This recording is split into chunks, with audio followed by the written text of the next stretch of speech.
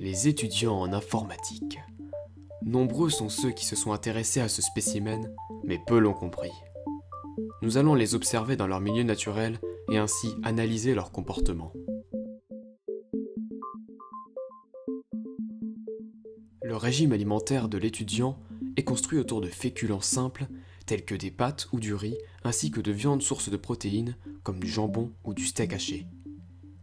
Dans son milieu naturel, les fruits se font rares, et pour compenser ce manque, l'étudiant mange des gâteaux. Quant aux boissons, elles sont très variées. Celles-ci peuvent être un simple verre d'eau, du soda ou encore des alcools forts. Enfin, le moment tant attendu de l'étudiant en informatique arrive. Le soleil se couche, c'est l'heure de jouer.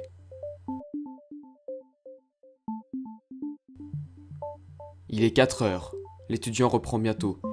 Il doit aller se coucher mais ses congénères le retiennent. Ça y est, il dort.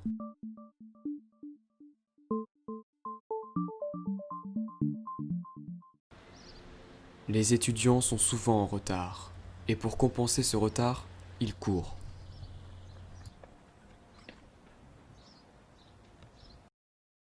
Nous avons réussi à avoir des images d'un élève en retard au plus près de son activité.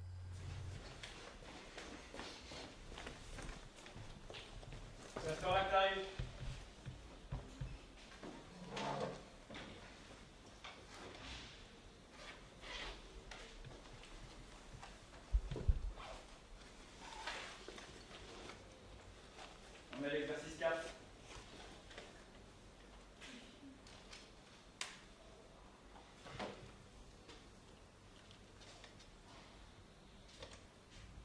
Le téléphone en cours. Je l'ai tenu. Non. Tu le ranges. Cette ruse ne le sauvera qu'une fois. La prochaine erreur lui sera fatale. Le professeur l'aura à l'œil jusqu'à la fin du cours. J'étudie depuis déjà plusieurs années le comportement des étudiants en informatique. C'est une espèce rare qui soulève beaucoup d'interrogations. En effet, l'étudiant improvise constamment. Son rythme de vie n'est pas linéaire.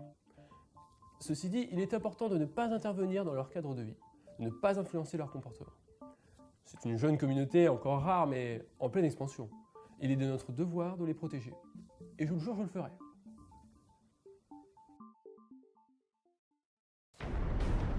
L'étudiant ne suit pas le cours, mais il se rend compte que le professeur est en train d'arriver. Il stresse, son pouce accélère.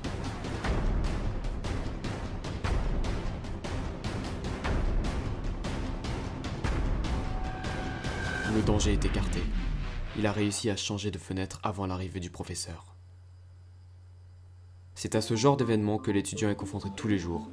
Il doit faire preuve de beaucoup de dextérité pour échapper à ses prédateurs.